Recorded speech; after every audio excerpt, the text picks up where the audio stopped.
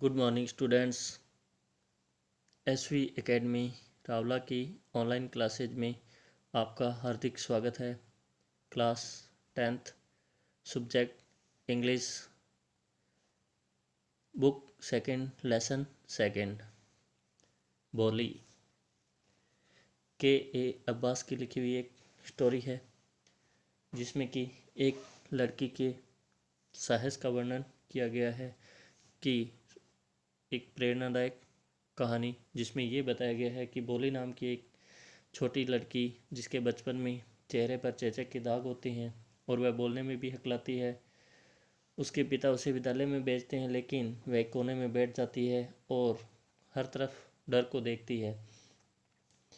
कुछ वर्षों में वह कुछ बहुत सारा सीख जाती है और सेल्फ कॉन्फिडेंस यानी कि आत्मविश्वास भी प्राप्त कर लेती है।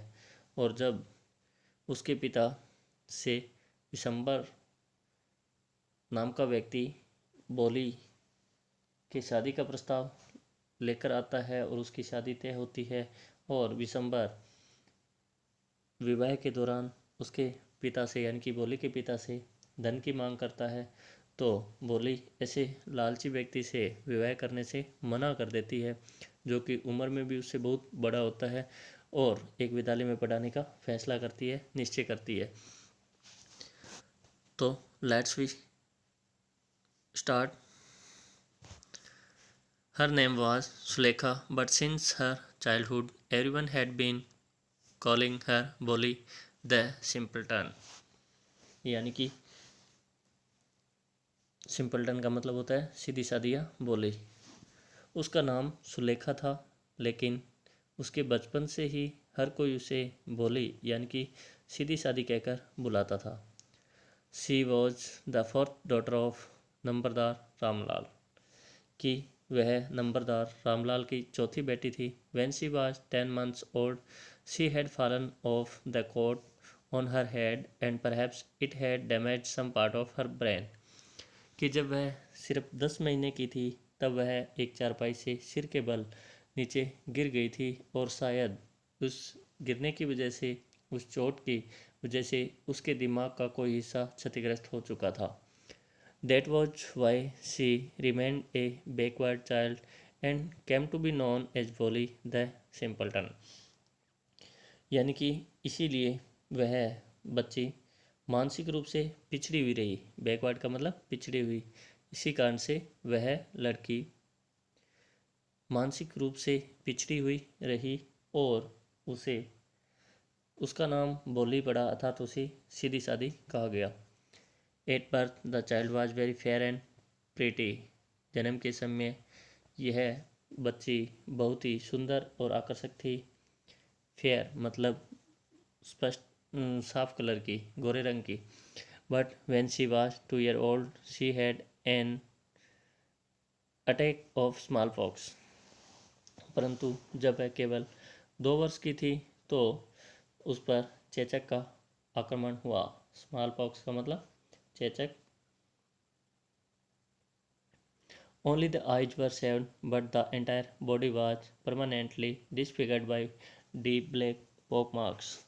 केवल आंखों को छोड़कर, यानी कि उसकी केवल उस से आंखें ही बची लेकिन पूरा शरीर चेचक के गहरे काले निशानों से हमेशा के लिए कुरूप हो गया। Little Sulekha could not speak till she was 5 and when at last she learned to speak she stammered। छोटी सुलेखा है, वो 5 वर्ष की होने तक बोल नहीं सकती थी और अंततः जब उसने बोलना सीखा तो वह हकलाती थी।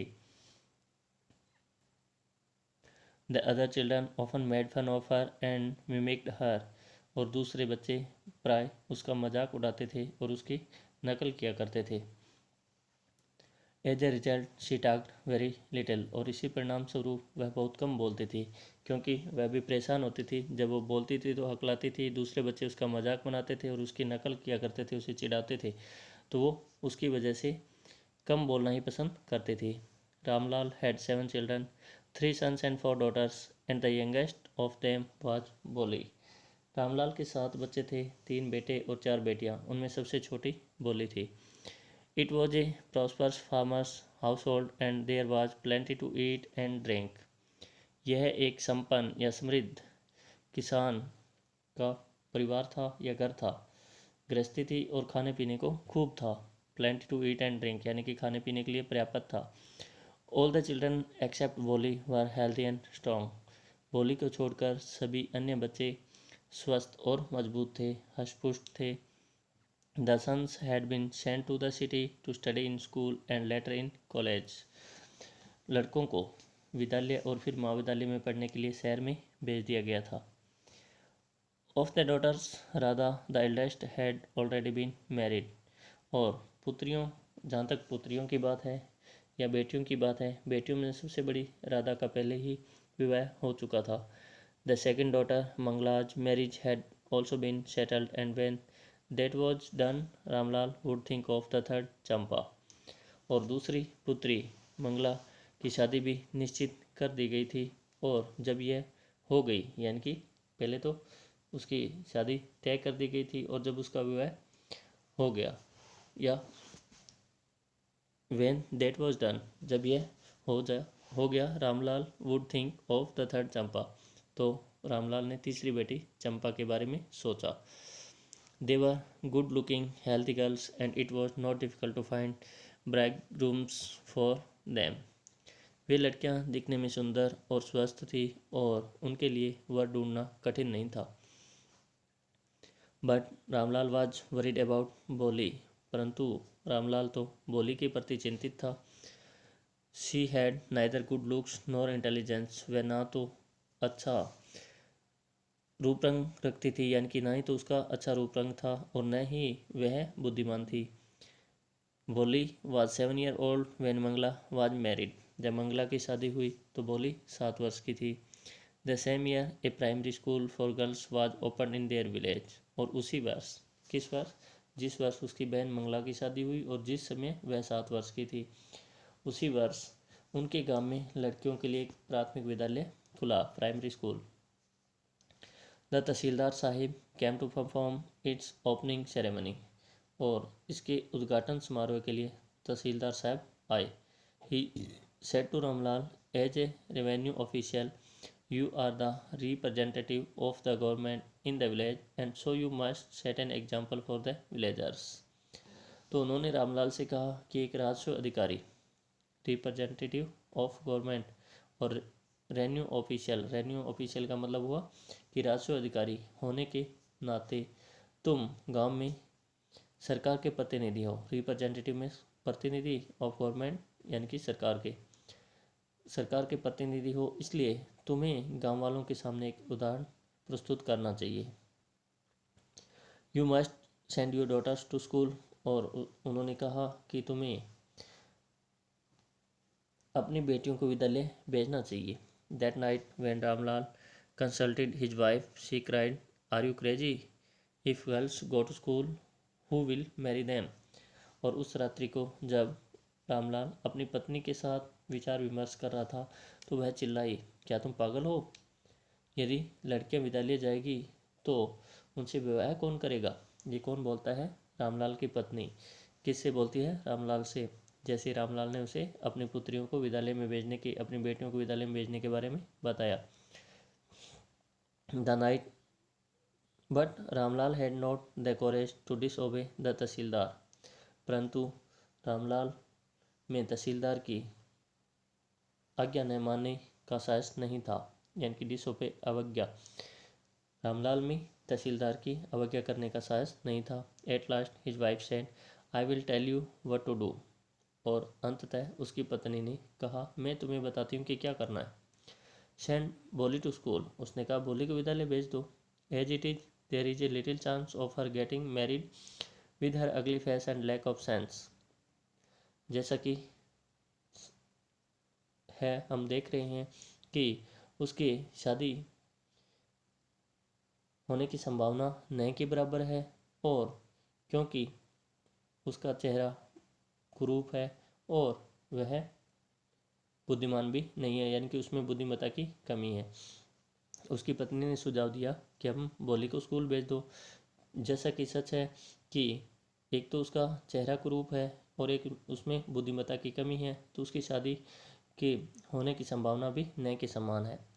Let the teachers at school worry about her, और उसने कहा कि विद्यालय के अध्यापकों को ही उसके बारे में चिंता करने दो, यानी कि अब ये सारे उन अध्यापकों पे छोड़ दो, वो इसे संभालेंगे, क्योंकि वो इसीलिए तो होते हैं ना, बच्चों को संभालने के लिए। जो घर वाले नहीं संभाल पाते उनको अध्यापक संभालेंगे। The next day Ramlal caught Bholi by the hand and said come with me, और अगले दिन रामलाल ने बोली का हाथ पकड़ा और कहा मेरे साथ आओ। I will take you to school, मैं तुम्हें स्कूल ले जाऊंगा। भोलीबाज फ्राइटन, बोली घबरा गई, भयभीत हो गई। She did not know what a school was like, वह नहीं जानती थी कि स्कूल कैसा होता है।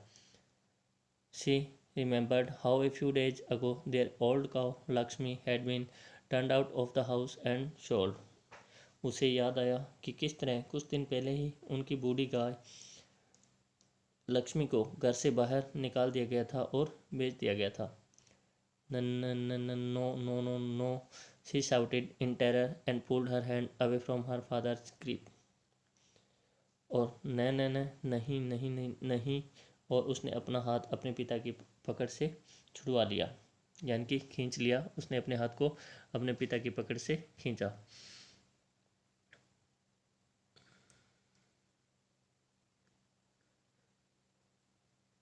What's the matter with you you fool, shouted Ramlal. उसने कहा, रामलाल चिल्लाया, तुम्हें क्या हुआ है मूर्ख। I am only taking you to school, मैं केवल तुम्हें विद्यालय लेके जा रहा हूँ। Then he told his wife let her wear some decent clothes today or else what will the teachers and the other school girls think of us when they see her। उसके बाद में उसने अपनी पत्नी को बताया कि आज इसे कुछ अच्छे कपड़े पहनने को दो, डिसेंट क्लॉथेज, कुछ अच्छे कपड़े पहनने को दो, अन्यथा विद्यालय के अध्यापक और अध्यापिकाएं और अन्य लड़कियां इसे देखकर हमारे बारे में क्या सोचेगी। यानी कि उसे अब भी अपनी लड़की की चिंता नहीं, बल्कि अपनी उस इज्जत की चिंता है कि मैं एक इस गांव के अंदर सरकार के मुखिया के रूप में हूँ, एक राजस्व अधिकारी के रूप में हूँ, तो अगर मेरी लड़की गंदे कपड़े पहन के जाती है तो वो हमारे बारे में क्या सोचेंगे। New clothes had never been made for बोली, और बोली के लिए कभी नए कपड़े नहीं बनाए गए थे। The old dresses of her sisters were passed on to her, उसकी बहनों की पुरानी पोशाकें ही उसे दे दी जाती थी।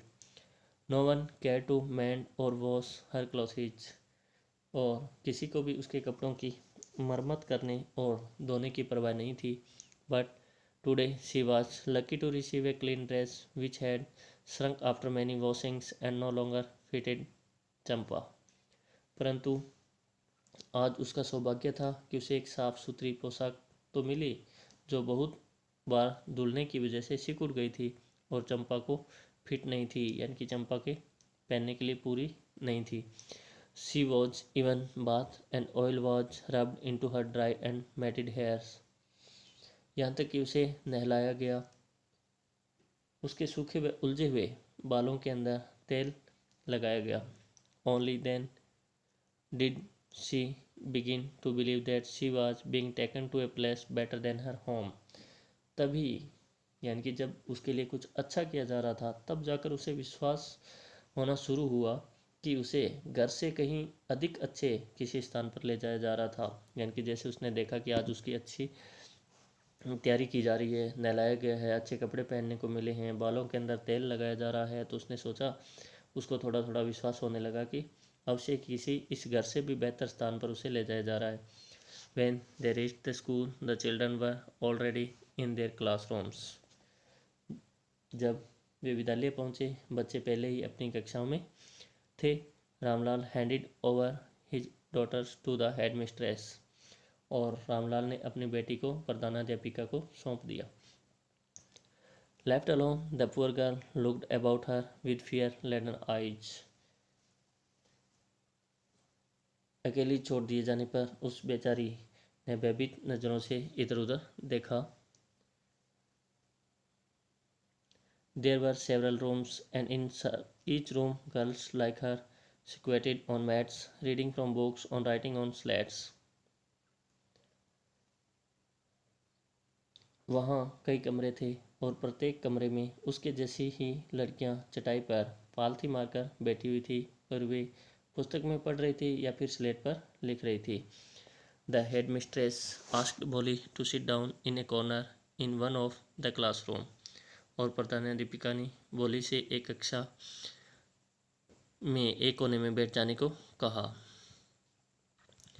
Bolly did not know what exactly a school was like and what happened there, but she was glad to find so many girls almost of her own age present there. बोली को पता नहीं था कि वास्तव में स्कूल कैसा होता है और वहाँ क्या होता है, लेकिन वह वहाँ लगभग अपनी ही आयु की बहुत सारी लड़कियों को उपस्थित देखकर खुश हुई, प्रसन्न हुई। She hope that one of these girls might become her friend. और उसे आशा हुई या आशा की उसने कि शायद इनमें से कोई एक लड़की उसकी सहेली बन जाए। तो आज के वीडियो में इतना ही। मिलते हैं नेक्स्ट वीडियो में, इसी लेसन को कंटिन्यू करेंगे। तब तक के लिए goodbye, thanks for watching and have a nice day.